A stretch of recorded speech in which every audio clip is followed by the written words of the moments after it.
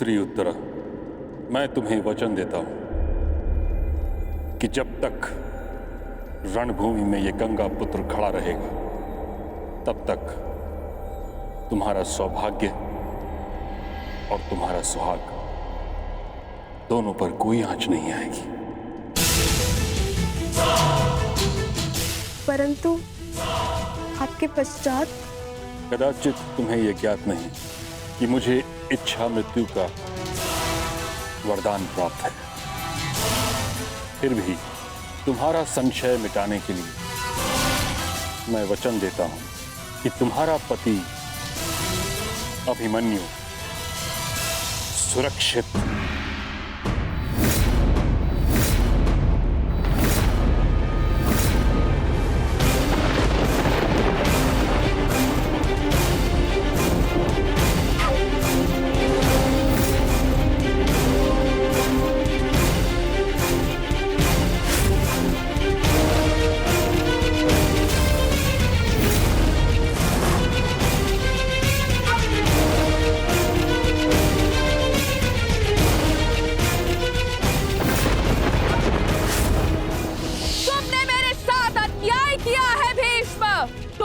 हस्तिनापुर के सिंहासन के लिए मेरा जीवन नाश कर दिया, मेरा त्याग कर दिया। मैं नया जन्म लेके आऊंगी भीष्म, तुमसे प्रतिशोध पूर्ण करने।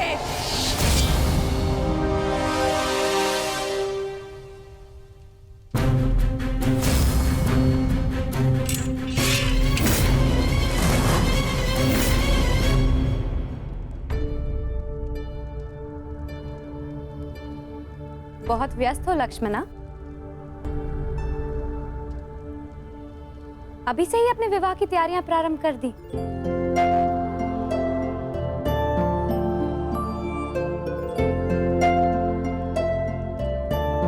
प्रणिपात काकीश्री। प्रसन्न रहो पुत्री। एकांत। तुम्हारी सास श्री तो राजकुमारी उत्तरा के वस्त्र अलंकरण समारोह में व्यस्त हैं। इसलिए वो चाहती थी कि ये सभी उपहार हम तुम तक पहुंचा दें। और वैसे भी महारानी सुदेशना से अधिक मेरा मन है कि मैं तुम्हें होने वाली महारानी की भांति सजते हुए देखूं।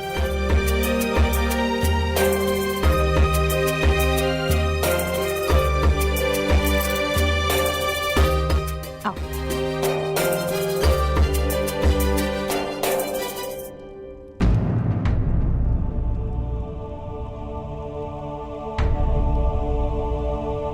इस पुष्प जैसे कोमल मुख पर ये उदासी की परछाई क्यों? सब ठीक तो है ना लक्ष्मणा? तुम कुशल तो हो? मैं तो ठीक हूँ काकीश्री, परंतु आप इतनी क्षमाशील कैसे हो सकती है?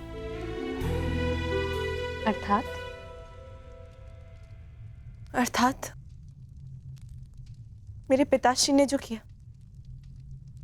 वो भुलाया नहीं जा सकता, और मैं जानती हूं कि क्षमा भी नहीं किया जा सकता।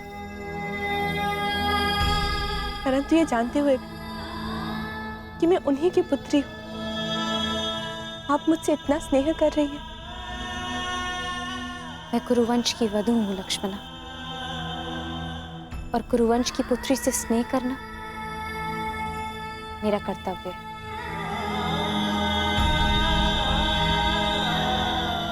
मैं आपसे कुछ मांग सकती हूँ काकीश्री?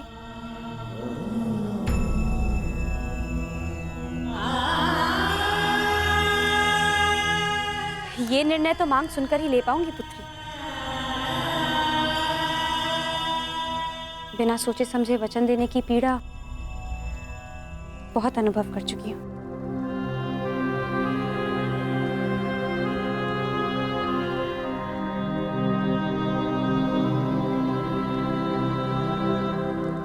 हो सके तो मेरे पिताश्री को क्षमा कर दीजिए।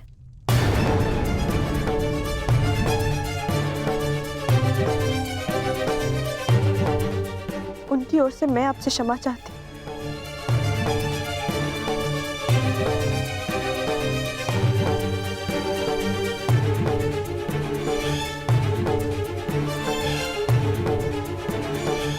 जानती हो लक्ष्मणा, हम स्त्रियों के जीवन की सबसे बड़ी भूल क्या होती है? कि हम अपने जीवन में आए हुए पुरुषों की भूलों की क्षमा मांगती हैं और उनकी भूलों का दंड स्वीकार करती हैं। और वो इसलिए क्योंकि कदाचित हमें यही सिखाया जाता है। मैं कुछ समझी नहीं।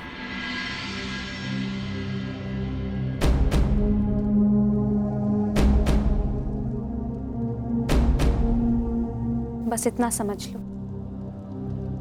कि उस अधर्म के लिए क्षमा मत मांगो जो अधर्म तुमने किया नहीं, और ना ही उस भूल के लिए दंड भुगतना स्वीकार करो जो भूल तुमने की नहीं। सदा अपने हृदय की सुनो।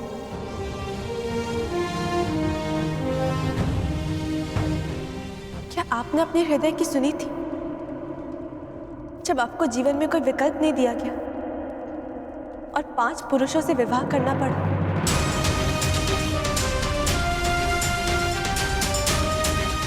विकल्प था,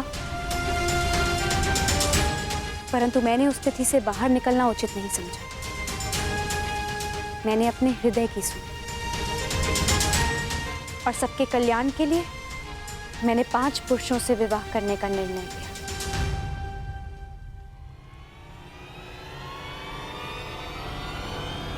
मैं तुम्हारे पिताश्री को क्षमा नहीं कर पाऊंगी।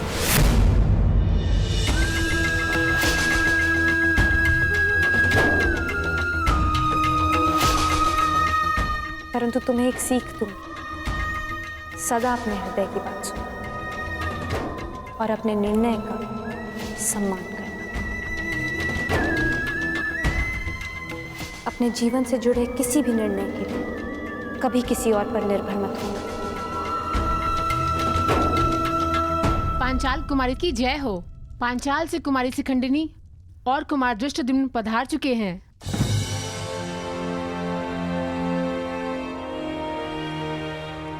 नव विवाहित युगल को पंचाल राज्य की ओर से हार्दिक बधाई। ये भेंट स्वीकार करें। ये स्वर्ण मुद्रा पंचाल राज्य और हमारे मित्र राज्य विराटनगर और पांडवों के प्रति संधि और सहयोग का प्रतीक है।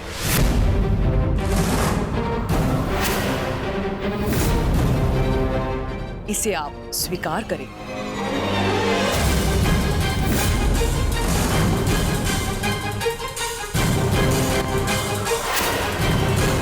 ये कटार पंचाल राज्य और हमारे मित्र राज्य की शक्ति दर्शाती है।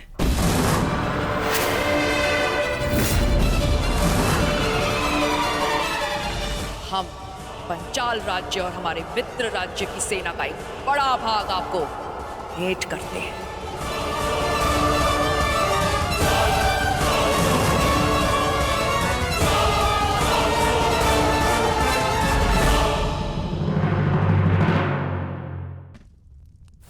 और ये माटी पांचाल राज्य और उसके पड़ोसी मित्र राज्य की भूमि का संकेत है।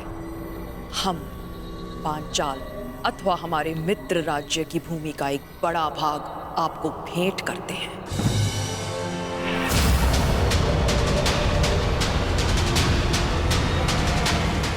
ये क्या हो रहा है? ये क्या हो रहा है? ये क्या हो रहा है? क्या हो रहा है ये? बंद करो, बंद करो ये स्वांग, बंद करो ये स्वांग।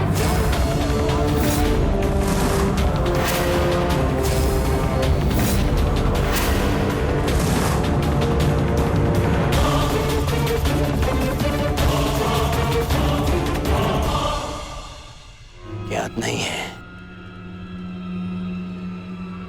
दिग्विजय के पश्चात तुम्हारे पांचाल पर मेरा अधिकार है, हस्तिनापुर का अधिकार है।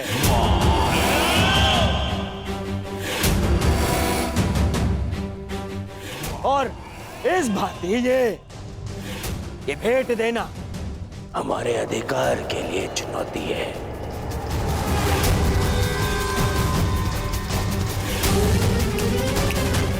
यदि ये भेंट वापस ना ली गई तो मैं इसे युद्ध की चुनौती मानूंगा।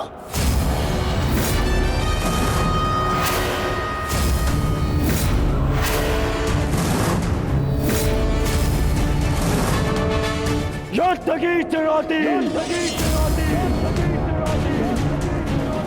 न्यायानाम् अधिकाराणाम् प्राप्त्यर्थं साम्राज्यार्थं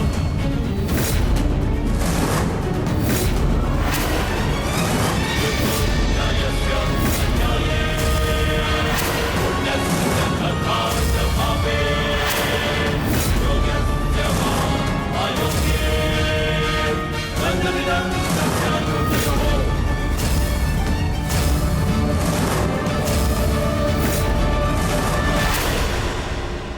क्या पिताश्री ने तुम दोनों को यहाँ पहरेदारी करने को कहा है? जी राजकुमारी, युवराज का निर्देश है, हम आपकी रक्षा के लिए यहाँ प्रस्तुत रहें।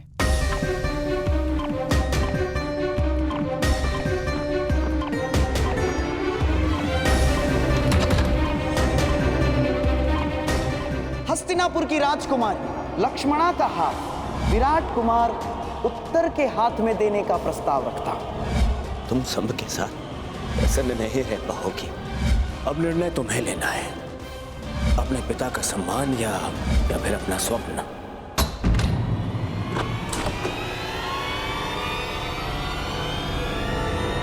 कौन है वहां? अरे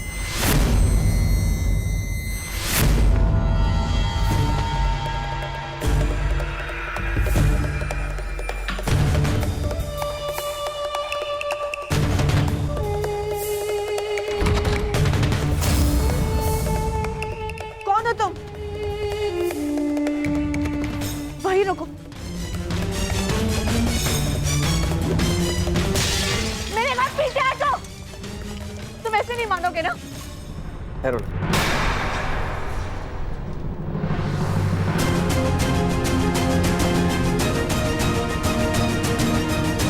रिश्ते, तुम यहाँ क्या कर रहे हो? ये बताने का समय नहीं है लक्ष्मी, समय कुछ कर दिखाने का है।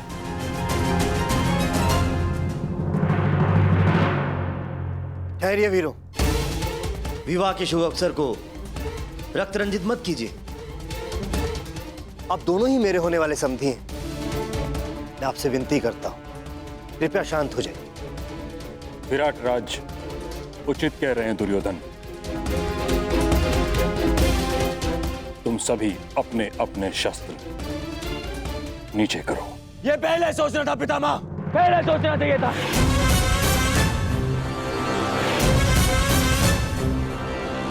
ना मैं, ना यहाँ कोई मूर्ख नहीं है, सब दिख रहा है। कैसे ये विवाह भेंट के नाम पे क्या कुचक्र चल रहा है, यहाँ सब दिखाई दे रहा है। सत्यवचन दुर्योधन, मैं तो भली भांति ये भी जानता हूं कि ये किसके संकेत पर हो रहा है।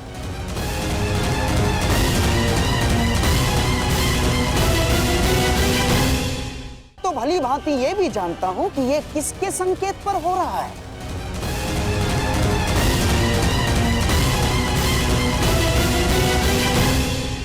मुझे ये विराट राज से ऐसी आशा नहीं थी पितामह, नहीं थी ऐसी आशा।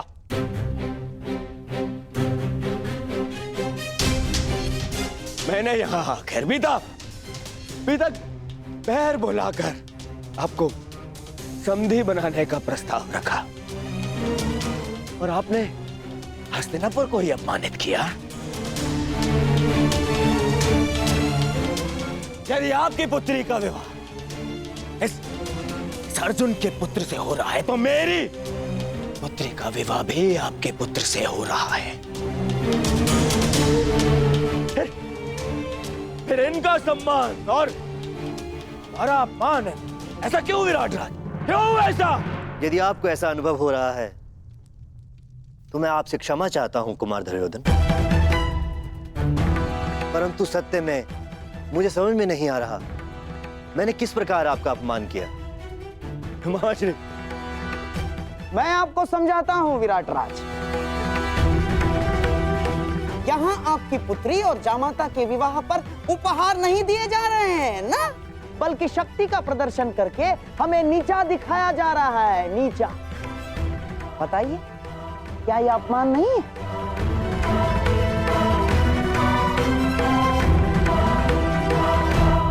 और तुम पांचाल कुमारी, जो उपहार तुम यहाँ भेंट स्वरूप लाई हो, उसमें केवल मेरा और हस्तिनापुर का अधिकार है। केवल मेरा। ये कौरवों की संपत्ति है, तुम्हारी नहीं। क्योंकि मित्रकर्ण मेरे आवाहन पे एक विजय प्रयाण के समय तुम्हारे पिता को पराजित किया था, पांचाल को पराजित किया था।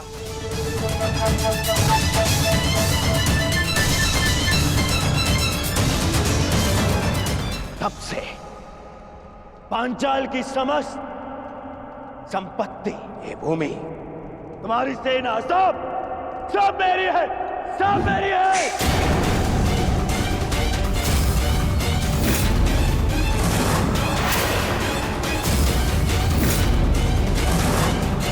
हम कौरवों की है।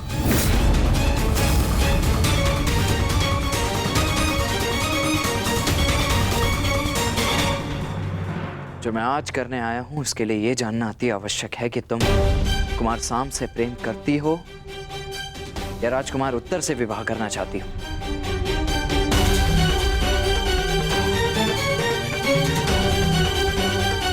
इस प्रश्न का उत्तर मैं कुमार साम को पहले ही दे चुकी हूँ। मुझे इस विषय में कोई बात नहीं करनी। मैं तुमसे विनती करती हूँ वृषसेन, चले जाओ यहाँ से। मुझे समारोह के लिए तैयार होना है। कहाँ? उस विवाह के लिए जिसके लिए ना तुम्हारा हृदय और ना ही तुम्हारी आत्मा अनुमति देती है। और ऐसा किसने कहा तुम्हें? सांब ने कहा। तुम्हारे ये कहने के पश्चात भी कि तुम उसका मुख तक नहीं देखना चाहती, तो तुम्हारे हृदय की बात समझ गया कि तुम्हारे मन में आज भी वही, उसके अतिरिक्त तुम किसी और को अपना पति स्वीकार नहीं कर सकती।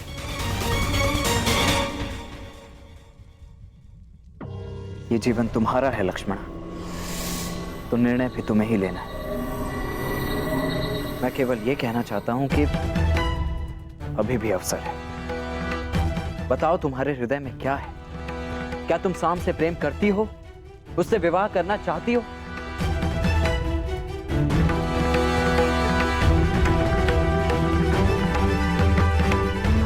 सदा अपने हृदय की बात सुनना और अपने निर्णय का सम्मान करना। अपने जीवन से जुड़े किसी भी निर्णय के कभी किसी और पर निर्भर मत होना। बताओ लक्ष्मणा, ये अंतिम अवसर है।